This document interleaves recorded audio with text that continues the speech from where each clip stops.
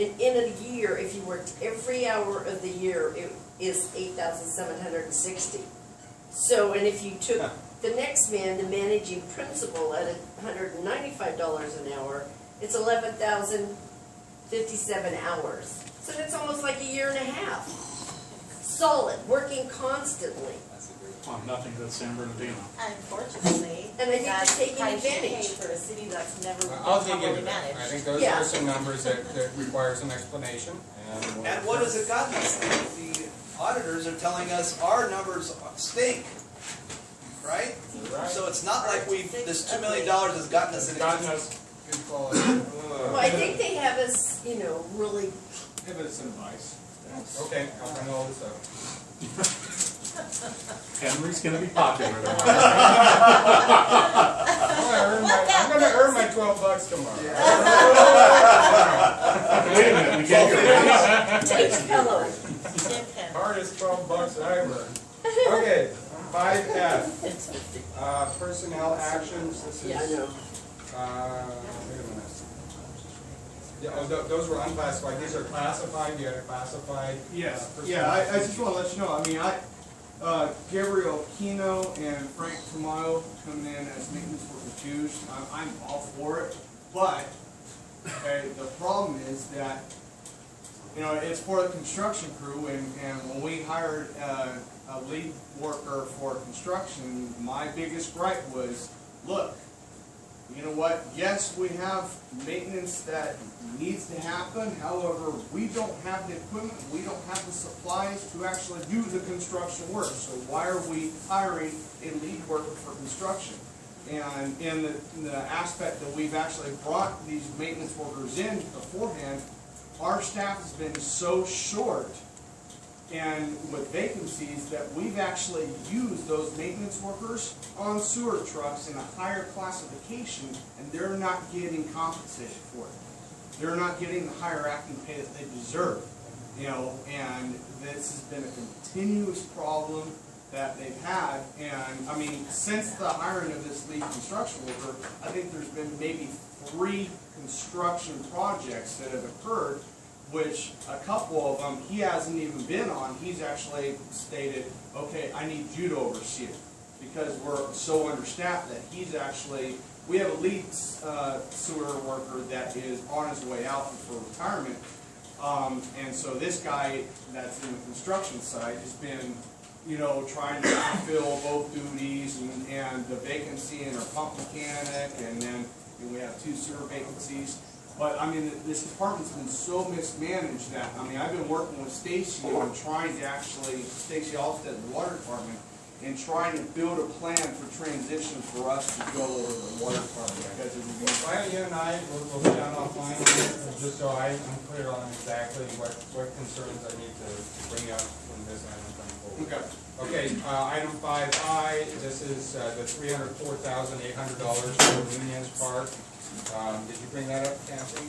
Oh, it is CBVG money. Yeah. It is an extension of available CBVG money. Okay. But how do you make from the previous contract?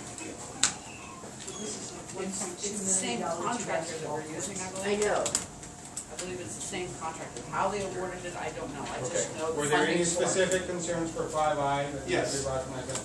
Yeah, as you probably remember, this was a very heated debate between both bidders on this, on the 5th.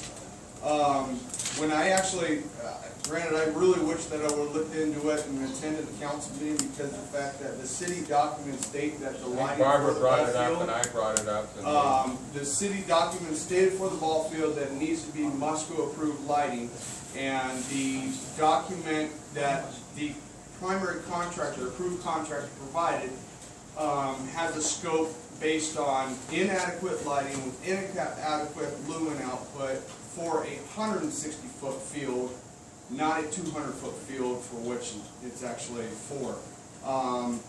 My greatest concern is that if you were to have a Little League team on it, the umpire could actually legally say, no, this game cannot pursue because it's inadequate lighting for safety.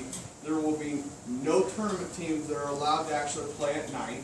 And I'm just trying to figure out how, initially, the bidder that lost, spec'd out a Musco system, and it was actually, I think, $16,000 cheaper than this inadequate lighting system that the primary one built. And now in his new exhibit, which is on MBI's new exhibit on packet page 106, he does actually state Musco baseball field monopole with lights, but he's added $35,000 to the project order for this lighting, and there's no backup documentation to verify that it is actual Musco lighting, for Little League standards. So before approving that, you actually need to find out, because when I actually talked to Musco from Newmark Little League, they said, oh yeah, this system that was spec'd out is not Little League approved by any means whatsoever, and he's trying to actually get. Bottom line, the initial proposal was inadequate, and now. By MBI, yes, it was inadequate by MBI. The one that lost actually had an adequate lighting I proposal, recall. and now the backup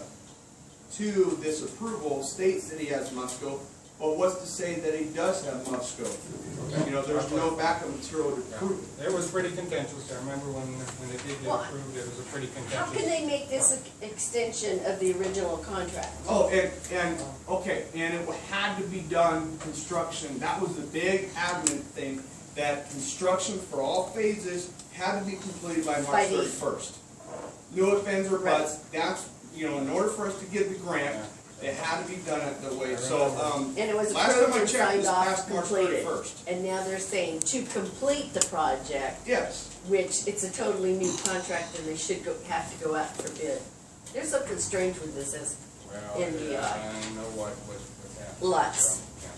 Okay, so, next item, 5J, Parks and Rec, this is for, RP Landscape Services, I believe this is the, Parks and Rec maintenance contract, one of their contracts.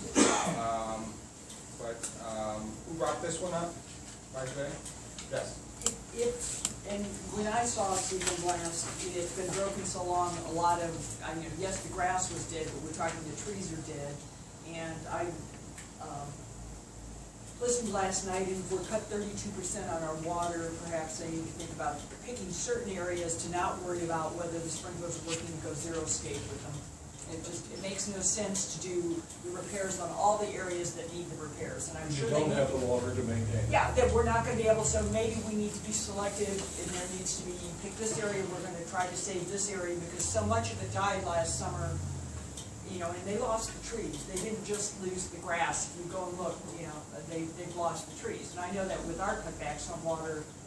Are there any trees that could still be trimmed back and salvaged, or are You they all look, gone? you go down and look at the big trees, and they're so far stressed. And I'm not an arborist, and it's probably worth it to have one look at them.